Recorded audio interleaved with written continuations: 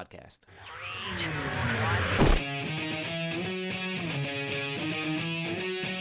And with the first overall selection in the 2023 NHL Draft, the Chicago Blackhawks are very proud to select from the Regina Pats, the Western Hockey League, Connor Bedard.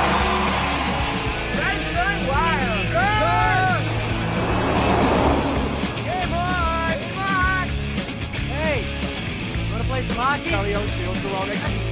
Score Chicago. Welcome in to another Friday show here on the Second City Hockey Podcast Network. Dave Melton here, the site manager for Second City Hockey. You can find me on Twitter at dmelt57, and as always, the official Second City Hockey pizza correspondent Eric Gegenheimer will be joining me as well. He is on Twitter at EricGEG, and we had a really fun guest this week for you guys. It's Chicago resident, I believe for almost a decade now, and ESPN reporter Emily Kaplan, who's been covering hockey for almost a decade now. We started talking off about her time covering the Olympics over in France and got into a little bit of her professional background before we steered the conversation over towards some more Blackhawks-centric topics. And with Emily's Twitter bio labeling herself as a bagel snob, we of course had to get some more details on all of that because that is what we do around these parts. Just a quick programming note that we're working towards a return of the Musings on Madison episodes next week as training camp is now upon us and there's a preseason Blackhawks game on the schedule within the next week. We may have another Friday show or two coming down the pike. That's more of an off-season thing, though, so we're going to start winding down that part of our programming, and just stay tuned to these airways for all of that, as we'll have plenty of stuff coming your way over the next few weeks as the season rapidly approaches for all of us here. But a huge thanks to Emily for taking some time out of what I imagine is a very busy schedule for her to give us some conversation for this episode.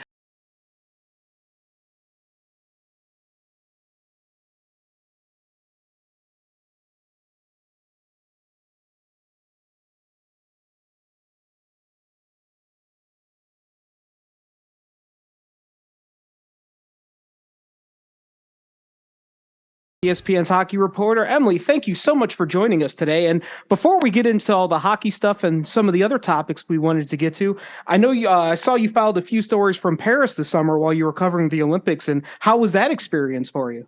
Oh, it was unreal. And firstly, thank you guys for having me on. I appreciate it. I got asked to go to the Olympics and I said yes. It was, many, many months ago. And then the Stanley Cup final went so long and It just felt like such a long NHL season. And we have draft and free agency. And I remember I was moving in Chicago and I remember I was like, what am I doing? Why did I sign up for this? But once I got to Paris, it was unreal. It was one of the best experiences of my life in terms of, experiencing a massive sporting event, getting access to all of it. My press pass got in basically to any event I wanted to, except for basketball, which was ticketed. So, at times I had free time, I would go to fencing or volleyball. I covered everything from golf to Simone Biles to track and swimming. And it definitely reinvigorated me and got me excited about, covering different things and different ways to look at things. And maybe will help me with my NHL reporting. Who knows? But I got to spend 2 weeks in Paris, so I'm not complaining. So what was there a certain sport that surprised you or was just far more entertaining than you expected it to be? So I don't know if this is the right answer because it's funny. I feel like the Olympics at their core about amateurism, right? But at the same time, we're I got to go to Roland Garros and go watch Nadal and Alcaraz. And one of my favorite days, honestly, was the final of the men's golf. Again, it's all of the top players. The leaderboard was all of the big names. It was sick, but just covering golf and just the logistics of it. You're just walking around the course for 4 hours, figuring out which hole you want to sit on for a couple different groups. Maybe you want to follow a different group.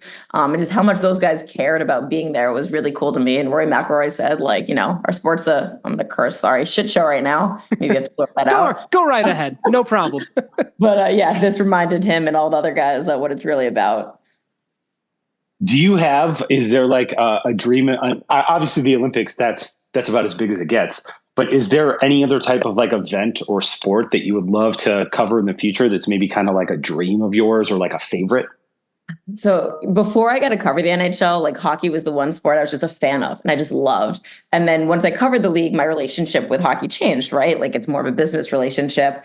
And I picked up soccer as a new passion. And I love waking up on Saturday mornings and watching Premier League. Chelsea, unfortunately, is my club. So Okay. lots of downs, couple ups, but many downs, many players. So every time I look at the lineup, I'm like, I don't know half these guys, but that's fine. So being able to cover, either Premier League or World Cup, I think would be next on the bucket list. So we found a 2021 Sun-Times article that detailed a lot of your background, and we were going to ask you about the hockey upbringings that you had, that you were a big Rangers fan growing up in New York. So I guess how much was hockey a part of your sports upbringing, I guess, in general? Yeah. So I grew up as the middle child of three girls, and anyone who's a middle child probably understands middle child complex. I always thought that my dad hated me. He obviously didn't, but that's just kind of the way I felt. And my dad at the time, we're growing up in New Jersey. He was a Sunday sports editor of the New York Daily News. He'd have really long hours. They were overnight. And the one thing when he had free time, we would bond over. And I always remember like the matinee games. He would watch Rangers hockey or any NHL. That was a sport. He played club hockey in college. He just loved hockey. And so that's kind of how we bonded. And I think inherently I wanted to follow my dad's footsteps a bit. That's how I got into journalism. And then that just born my passion for hockey. And yeah, I just remember through college and after college, I just loved tuning into NHL games. I went to Penn State, so I covered football there and led to a path covering the NFL early in my career. But hockey has always been my passion. So sounds like hockey's kind of been home. So when you had the opportunity to do it, that was your that was really something you were ready to do, kind of coming home for you sports wise. Exactly. So I was covering the NFL for Sports Illustrated. ESPN brought me in for an interview. I think for like one of their NFL Nation jobs to cover a team. And I didn't hear from them for a couple of weeks. It might have been even a couple months. And when they called me back, and it was a tough time because they just laid off the entire hockey department. Pierre LeBrun, Scotty Burnside, Katie and Craig were there too. They kind of left on their own terms. But long story short, they were just like, look, our biggest need right now is a national hockey reporter. And you mentioned you loved hockey several times. Would you be interested?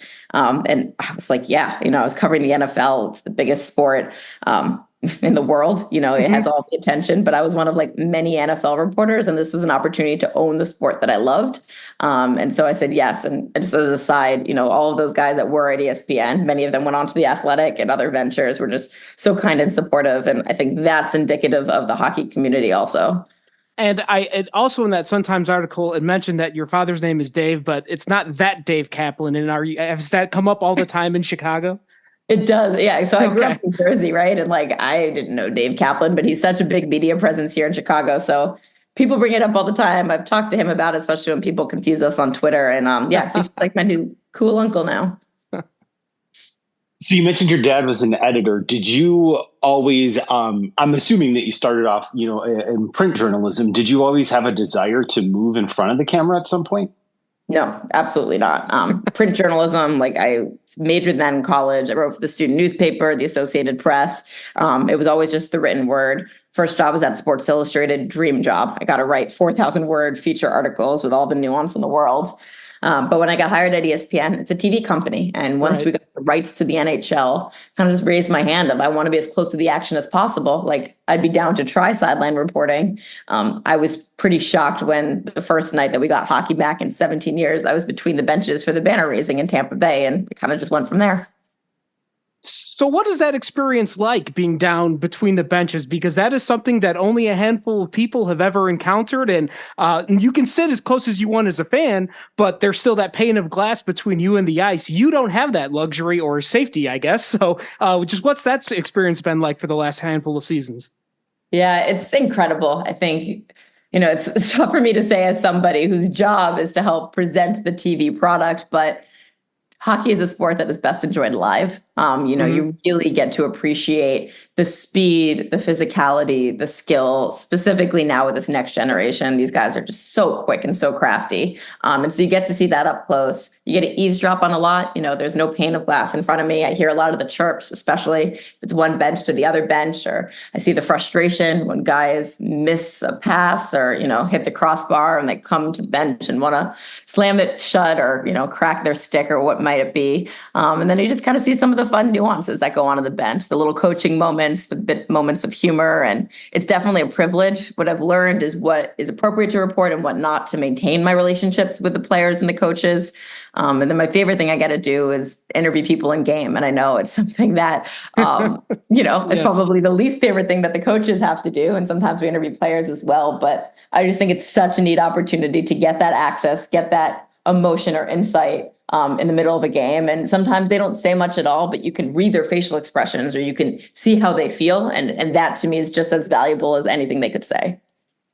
For those types of situations, do you typically go in with like a piece of information you want to try to get in mind? Or is it really dictated a lot of times by like the game or the performance of the team?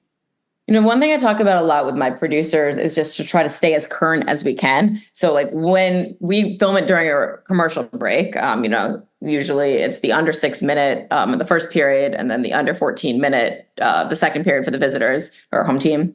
And then typically what we're trying to do is like, hey, you're about to go on a power play. What is the viewer about to see here? So I try to just, or you just let up a goal. Where did you see the defensive breakdown? My style personally is I kind of hate when sideline reporters try to show how smart they are. And hey, I noticed this trend of, you changed your forecheck here. Why is that so important? I'd rather hear it from them of what they think is important in the game. So my goal is always to have one question. Open, lean, and neutral is the tenets that I live by. Just keep it open-ended and see where they go. And then really listen to them for the follow-up question. So one thing I imagine somebody's asked you about this at some point, because I've noticed it for a few years that when you at the end of you do the post-game player interviews, it seems like I believe you're saying thank you, but you always say it in the player's native language. How did that come about, and what's the most difficult language you've had to learn to say that in? So I actually don't even know how it came about. It's something I just kind of incorporated my first season doing it. But I was really cognizant, especially talking to these players where English is their second language, and maybe they picked it up when they moved to North America later in life. And often they're insecure about saying the wrong things, misrepresenting. And I can't imagine how hard it is. And I just wanted something to show my gratitude, but also remind the viewer of what they were doing as well. And that was what I came up with. And it seems to be well received. The most difficult one, and it's kind of funny, but in Czech, the first year or two I did it, I'd say je suis. And I remember, I think I looked up the pronunciation online and I thought it was Jaqui. And my boyfriend, who's much better with languages than I am, at one point was like, I don't think that's how you pronounce it. I think it's Jacuye. Or no, the opposite. I was saying Jacuye and it's Jaqui. Whatever it was, I'm messing it up. And I'm like, this is super embarrassing. But shout out to David Pasternak, who every single time would just smile and understand what I was saying back. But also Pasta, why didn't you correct me the 10 times I did it? I've got a lot of questions. So that's probably the hardest. Sorry, Eric. No, go ahead, Dave. It seems like some of the players the look on their faces is genuine surprise when you land on their native language. As you noticed that as well, that they're like, oh, wow, she knows a word in my language. Yeah. And what I've learned also talking to some of these guys afterwards is it's hard for them, right? When they're in English mindset, they're not expecting it. It was really difficult in Swedish, where thank you is tech. Or you can say tech, which I learned later is probably more appropriate, because if you just say tech at the end, it sounds like, did she just stutter? Was that just a weird errant word? And that's why I learned tech semiket, which is thank you very much. And that one was much easier for them to recognize. Along those lines, and speaking to players, hockey players are notoriously not the most forthcoming with language and answers. Is there a trick or kind of a secret you've learned maybe over your career to get them to relax or to open up a little bit more? No, I've tried them all. I try to, do a little small talk if I can before they go on. I think equity helps of just now this is entering year 4 of me doing this. And so they know who I am. They know what I'm about. They know it's not going to be a gotcha question, but I really am looking for something insightful. And, I think one thing that I've done that I'm proud of, and I know it might be a bit uncomfortable for them, is I don't let players off the hook. Like if they say something, my follow-up question is going to be why, or can you tell me more? More than they want to reveal. And that's the way that I think I can chip away a little bit at the common hockey cliches. But I think it's just also treating it with empathy and kind of understanding that this is not an ideal thing for them to do in the heat of the moment. They understand, though, and I've explained it to a lot of guys of why it's important. Of we're trying to grow the game. That's the mantra we always hear in the NHL or hockey: grow the game, grow the game. Well, growing the game in so many other sports has been effective through building up personalities. And even though that's very non-natural for hockey players who are so much of a team identity, right? Like they don't even say the pronoun I, they say we or you. If they show some personality, or that we see what the guy sounds like or looks like, once they're in front of the camera, that helps build connection with the viewer, that helps them care about them more. And ultimately for the players, what I've explained, that can help put money in their pockets. Do you have like a player who is kind of under the radar, maybe who's a really good personality person that you kind of root for, or you really like to talk to? I don't know if he's under the radar, but I'll speak to Chicago folks listening to this. Pat Maroon has long been my go-to interview. I got to know him. Oh man, I got to know him when he was in St. Louis. Had a really good interview with him and his wife, kind of about his personal story, and it's an incredible personal story. He's a model of perseverance and what it means to get yourself out of a not so great situation and completely flip the script and become a most beloved teammate, and a guy who's carved a long career in this league, especially as a winner. And I just always appreciate him because he's up for the task for talking always gives something insightful. And he's just an awesome dude, awesome teammate. And I think Chicago Blackhawks fans are really going to love him this year. Yeah, that's what we've heard quite a bit. And I know a couple of us have had the chance to speak with him already and seem to be excited. On the inverse, who's the grumpiest player and why is it Nathan MacKinnon? So Nate does get the nickname for grumpy. I actually think his GM, Joe Sakic, calls him the Grinch sometimes. That's just who he is. And he's really serious. I've gotten to know Nate several years. We covered their cup year through the final, which was amazing. And, I actually just sat down with him in Vegas 2 days ago at the NHL Player Media Tour. And everyone was like, yeah, Nate's not in the best mood. He doesn't want to do some of the silly games. But once we got him down in the chair, he just asked him direct questions. He's a hockey nerd. He was pretty good. And he gave some really good, insightful answers. He was so thoughtful talking about, Team Canada, the upcoming Four Nations, talking about Johnny Gaudreau. And he's such a bright hockey mind. He can recall a lot of plays and give some insight. So we're working on Nate. We're getting there. But I understand that his public, he just doesn't care. Like he doesn't care the way he comes across. Like he's really just about him and his process and, getting his team to be better. And I believe Connor Bedard was with that player media tour out in Vegas. And I don't know how many times you've had a chance to talk to him, but obviously he's still a teenager, so he's maybe not the most eloquent person, and maybe he'll grow into that a little bit. But what's been your experience as trying to talk to him? Because he seems fairly tight-lipped, which is understandable for his age. Yeah, I've gotten to know Connor over the years. ESPN sent me out to Saskatchewan to do a feature story on him right before he was drafted. Covered his draft, was the first person to interview him on ESPN. And obviously I live in Chicago, so I've had plenty of opportunities. I think the thing with Connor is it's not necessarily that he's not eloquent. Like I think he's got perspective and I think he sees things.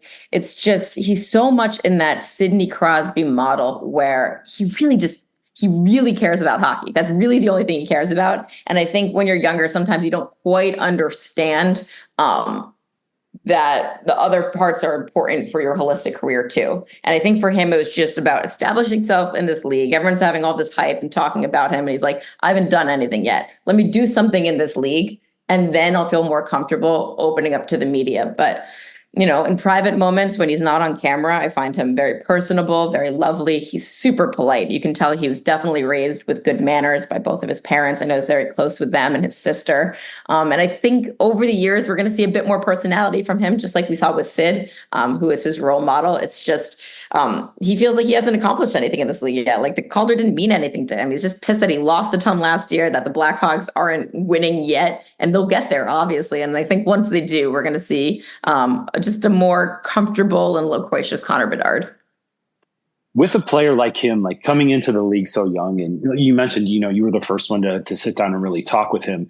Do you approach that kind of differently, knowing that there's a chance that he's someone that you could be interviewing for the next 10 to 15 years, as opposed to, say, maybe a player like a Pat Maroon, who is kind of toward the end of his career? So is there a different approach in that, or do you come to it kind of from the same angle for both? A bit, again, empathy is a word that I think of a lot. And, if I can tell there's like a line of questioning that like, it's just not working for Connor, I'll pivot. Whereas if it's an older player and I know they're trying to be evasive, like I'll be a little pushier and be a little more forward to get them to open up. And the other thing with Connor is I just feel like he's been asked the same questions again and again. And I think that's sometimes where you see frustration with him in an interview setting.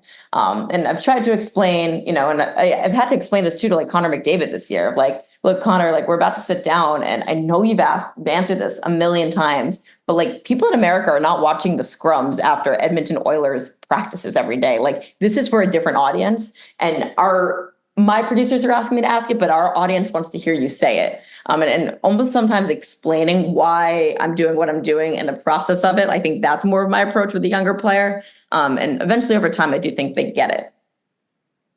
So we wanted to ask you just about some general Blackhawk stuff, not just about Connor Bedard, but the team itself. And because they've been embarking on this big long-term rebuild that feels like it's been going forever, and it has forever still to go. They've got Bedard, and I think the general sense that everybody with our side has is like there's optimism, but I think there's also a little bit of hesitation to be too optimistic because whether or not they have the prospects and the pieces around Bedard is yet to be seen. From the people you've been talking to and just your own personal viewpoint, what is the league-wide perspective on what the Blackhawks are building right now? There's a lot of envy around the league for the Blackhawks because I'm going in a different direction than maybe you think here. I don't know if any general manager has quite the leeway that Kyle Davidson has to do a rebuild the right way. Typically, you'll see everyone's like, okay, we got to rebuild or we got to retool. And then they get impatient and then they make all these Band-Aid fixes and it unravels all that they've done. But there's so much buy-in from ownership and Danny Wirtz and Jamie Faulkner and all these big decision makers involved. Like, yeah, we understand, like, we don't make money when we lose and we want to win sooner rather than later, but we need to build something sustainable because that's what we did last time around. And that's what got so many fans hooked on the Blackhawks when we won those cups. So I think there's envy for Kyle Davidson. I also think there's a lot of respect for him, just the way that he does business. I've never heard anyone say a bad thing about their personal dealings with him. I've never had a bad personal dealing with him. I think he's a man of integrity, a guy that's trying to do it the right way, a leader who sometimes if they don't know something is comfortable saying, I don't know, tell me. And I think that's really positive. And then, as it comes to the prospects, Blackhawks love their prospects. They think they're the best prospects in the league. I would hope, though. I hope every team loves their prospects, right? Like those are the guys we drafted. So I think we'll see a couple more of them this year. But I think, again, when we talk about that patience and the envy other people have around the league, something they did this year was sign all these veterans like Pat Maroon being like, we don't want to put these guys in bad positions and we'd rather them overdevelop and over-ripen. I think the Dallas Stars are a good model of that. Like they did that with Thomas Harley. All of a sudden, once Thomas Harley is a full-time NHL player, you're like, holy cow, where the heck did this kid come from? Well, he's been overdeveloping in the AHL. And I think that's the model that the Blackhawks, or the stage of the rebuild that they're in right now, again, on the path to build something sustainable, just not quite there yet. Because the thing you mentioned about a GM, like, trying to do the rebuild and getting impatient after a year or two and going all in and falling apart feels like what Davidson's predecessor did when Bowman, I almost said Scotty Bowman, Stan Bowman it was basically the Seth Jones trade kind of signified the end of that part of the rebuild, and then it fell apart, and here we are. So I guess is there anything that just any signs that you see that maybe this time around is different for the Blackhawks, that maybe this is going to have a better overall product at the end of it than maybe some of the other rebuilds that have been going on? Like I always look at Toronto and think, man, it seemed like they had everything right and, we're several seasons in and they'd have nothing to show for it. Is there anything about what the Blackhawks are doing that should be giving us hope that this picture might be better in the long run than theirs is right now? Yeah, and I want to say this with due respect to Seth Jones, because I think Blackhawks fans probably have a more negative opinion than they should of who he is as a player, because he came into a team that wasn't so good, and we haven't been able to really see peak Seth Jones. He's a really good player. Like, he was a very coveted player around the league when the Blackhawks traded for him. All of that is to say, I think the positive signs that Blackhawks fans should be good about is that you haven't seen a trade like that, where the Blackhawks are giving up prospects or future assets for someone who can help them right now. All of the guys that they've brought in, the Taylor Halls of the world, the Nick Folignos, sure, they help them be more competitive, but they're really there to help usher this next generation, which they know is the generation that they're going to win with. Like, Taylor Hall was brought in because, like, we need someone to play with Bedard. We need someone who knows what it's been like to be a number one pick. Foligno, we need a mentor to him. We need, a protector. Okay, Foligno wasn't the best protector. Let's bring in Pat Maroon, like a better protector. And then when you see some of the defensemen that they brought in, like the Alec Martinez's of the world, it was like, okay, like, we saw such good things from Alex Vlasic, but like, he really needs to be in the AHL. So let's bring in someone who can take his roster spot to make sure he comes in at the right timeline. So I think those are all the positive signs that show that they've learned from some of their past mistakes. Do you, the fact that you live in Chicago now, do you feel like, does that make it easier or more difficult in some ways to kind of be involved with the team or to cover the team?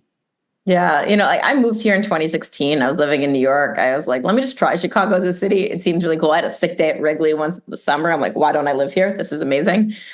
Obviously, I've been here since, and I have no plans to leave. It's an incredible city. And covering it has been tough in the sense that, like, I'm a national hockey reporter. I live in a city that should be a hub, and they haven't been very good since I've started covering hockey. I've been really lucky living here because I've gotten to know, the people in the front office a bit better, the players a bit better, because even if I'm not covering their games on national television as much, I have access to come to practices and just get to know them on a more personal level. So I think the one thing that also has helped me is that a lot of my friends here are Chicagoans and they're Blackhawks fans. And I think I understand the dynamics of the market of, all of my friends in our age group. I'm 33. They were in really fun years when the Blackhawks were winning, and they want to return to that. And so, I hear it from them all the time of how they feel about the team. And I think in a lot of ways that helps me understand where this team is in the marketplace. I have one more reported relating question. And I think Dave wants to circle to some food stuff. I was just curious, what does it feel like to get like a scoop, to get like a big, huge story that no one else has, but you have to kind of sit on it or time the information right? I mean, how do you gauge that? What's that like? It's anxiety inducing. It's stressful. And, I do break news from here and there. And it's tough because it's a transactional game in so many ways, and you understand why certain people get certain information and, what everybody is trying to angle or posture out of it. But if you have something good. And like you said, sometimes you do have to wait. Like, there's that stress and your heart does beat. And like, you do notice your body change of like, please don't get scooped. Please don't get scooped. I'm not in it in the day-to-day grind in the way that like Elliot Friedman or Frank Saravalli is, but I'll jump in here or there, and I know that those guys are all over it. So if I can sometimes edge them out, it's a huge relief and a huge win. But like, it's adrenaline rush that lasts maybe 90 seconds because everyone's moved on after that. So I think we now have arrived at the most important part of this conversation, because I don't know if we told you about this before, Emily, but we've been calling ourselves the best food-themed hockey podcast on the internet. Whether or not that's true is irrelevant. We just figure we keep saying it on the internet and eventually it'll be true. So in your Twitter bio, we've already established you're a Chicago resident, but your Twitter bio says bagel snob. So this is a world that I think Eric and I are both huge bagel fans, but as far as the intricacies and the detailed aspects of bagel consumption, I'm absolutely a novice at best. So please enlighten us and our listeners about what kind of bagel things should we be knowing, and maybe if there's a spot or two in Chicago we need to frequent, please let us know about that as well. Yeah, this is probably like, if I've built up any likability with your fan base or your listeners, this might be where I lose them. But grew up in New Jersey. I lived in New York. Bagels were very much part of my upbringing.